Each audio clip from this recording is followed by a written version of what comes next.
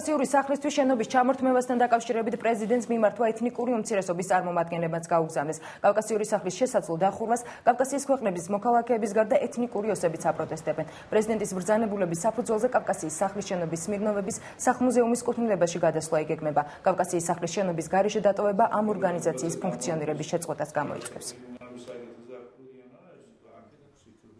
ვერ გავიგე, ჩვენ რუსულს აგრესიასაც უწევთ, ოკუპანტებსაც ვიძახით, მაგრამ აქ რუსებისთვის ასე ფართოდ რო არის გახსნილი ყველაფერი, ენერგეტიკა რუსებს, ქარხნები რუსებს, სახლები რუსებს, კავკასიური სახლი ჩვენ მიგვაჩნია, ეს არის კავკასიაში, საქართველოში ეთნიკური უმცირესობისთვის აკადემია. სადაც ჩვენთვის ყველაფერი ღიად არის.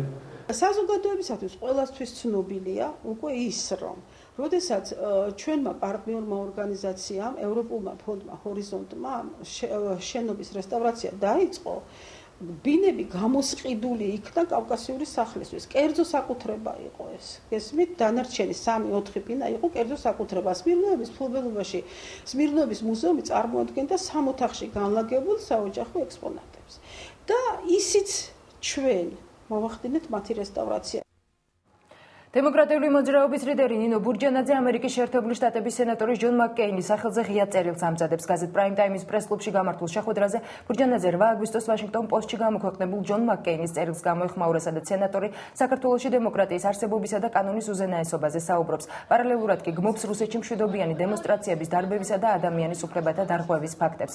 პარლამენტის ყოფილი თავმჯდომარე მიიჩნევს, რომ ამერიკელი სენატორი რეალურ ინფორმაციას საქართველოში არსებულ ვითარებაზე არ ფლობს, წინააღმდეგ შემთხვევაში მისთვის გაურკვეველია რა შემდგომარეობს საქმე. ამერიკა ჩემთვის დემოკრატიის სიმბოლოა და იმედს გამოვთქვამ, რომ ბატონი მაკკეინი რჩება არა მიხეილ სააკაშვილის, არამედ საქართველოს მეგობრად. მე ამ კითხვებით მას პირადად წერილობით მიმართავ, განაცხადა ბურჯანაძე. ძალიან მაინტერესებს.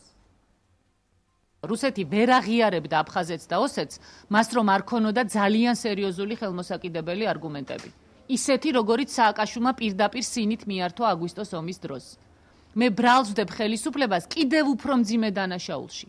ეს დანაშაული არის ის, რომ ის ცდილობს, ხალხს შეგნებულად ცდილობს დაავიწყოს აფხაზეთის და ოსეთის პრობლემა. რა დაგვემართა ქართველებს და საქართველოს, რომ 2008 წლის 8 აგვისტოს შემდეგ 2010 წლის 8 აგვისტოს ფეიერვერკებით შევხვდით?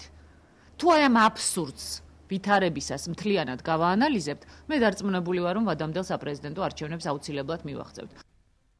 არასაპარლამენტო ოპოზიციის ნაწილი სექტემბრის ბოლოსთვის გაერთიანებაზე საუბრობს. ოპოზიციის ნაწილის წარმომადგენელთა განმარტებით ამ თემასთან დაკავშირებით კონსულტაციები რამდენიმე პოლიტიკურ ძალასთან უკვე მიმდინარეობს. კონსერვატორი კახა კუკავა კონკრეტული პარტიების დასახელებისგან თავს იკავებს და შესაძლო გაერთიანების შემთხვევაში ამ დროისთვის ოპოზიციის სამოქმედო გეგმაზეც არ საუბრობს. რას ფიქრობენ ოპოზიციის წარმომადგენლები და შეუერთდებიან თუ არა სხვა პარტიები ამ ინიციატივას, ნახეთ მაესტროს ამბებში 9 საათზე.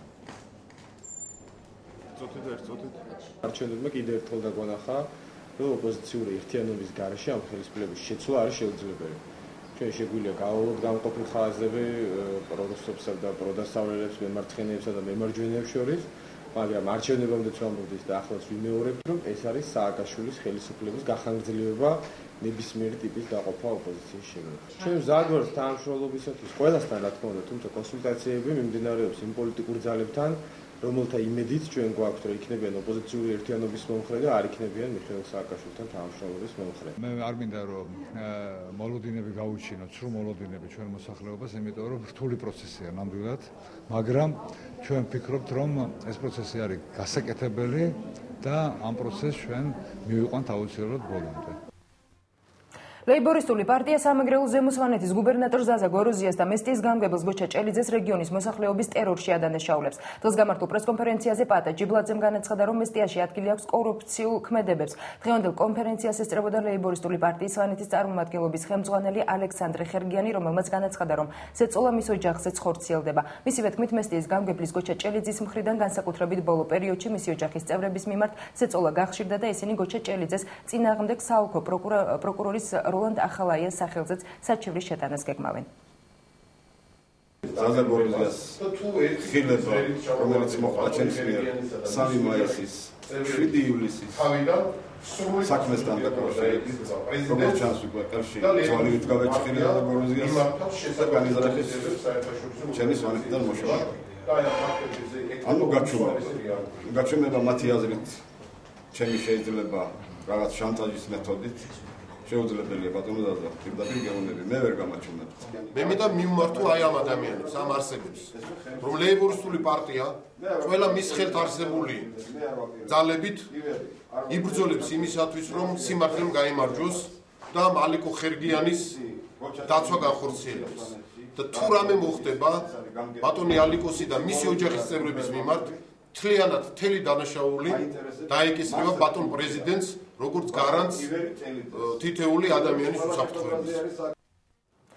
19 წლის ბექა კიღურაძე გუშინ საღამოს საკუთარ ბინაში სოფლიდან ჩამოსულ ბებიას გარდაცვლილი დახვდა. გავრცელებული ინფორმაციით კიღურაძემ თავი ჩამოიხშო. მის მეგობრებს მიზეზებზე საუბარი უჭირთ. კიღურაძე ბებიასა და ბაბუასთან ერთად ცხოვრობდა. მეზობლებმა ბოლოს ის გუშინ დილით ნახეს. ძებნა კი მას შემდეგ დაიწყეს, რაც მთელი დღის განმავლობაში სატელეფონო ზარებს არ პასუხობდა. ამის შემდეგ მაშველებმა კარი შეამტვრიეს და გარდაცვლილი აბაზანაში იპოვეს. თვითმკვლელობის ოფიციალური მიზეზი ამ დრომდე უცნობია. მეგობრების თქმით, ბექა კიღურაძე ფსიქიკურად ჯანმრთელი გახდათ. გარდაცვლილის დედა საზღვარგარეთ სამუშაოდ იმყოფება. შვილის მკვლელობის ამბავი მას გუშინ აცნობეს.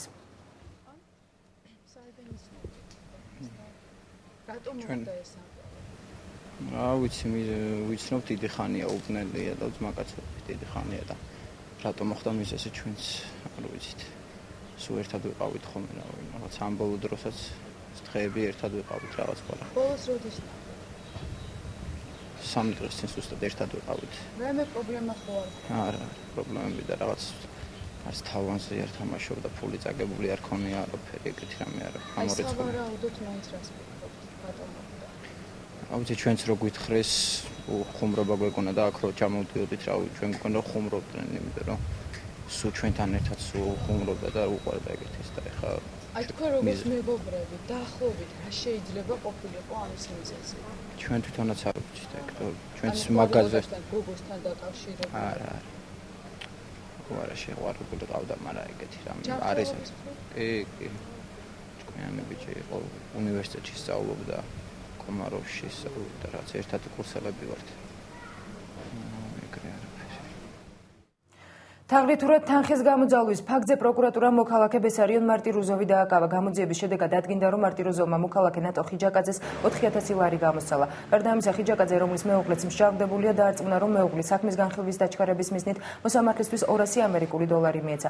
ეს თანხა თავად მიითვისა. აღნიშნული დანაშაული საქართველოს სისხლის სამართლის კოდექსით ისჯება. ბრალის დამტკიცების შემთხვევაში ბესარიონ მარტირუზოვს 4-დან 7 წლამდე თავისუფლების აღკვეთა ემუქრება. მიმდინარე წლის დასაწყისში ბესარიონ მარტირუზოვი დაუკავშირდა მოქალაქე ნატო ხიჯაკაძეს.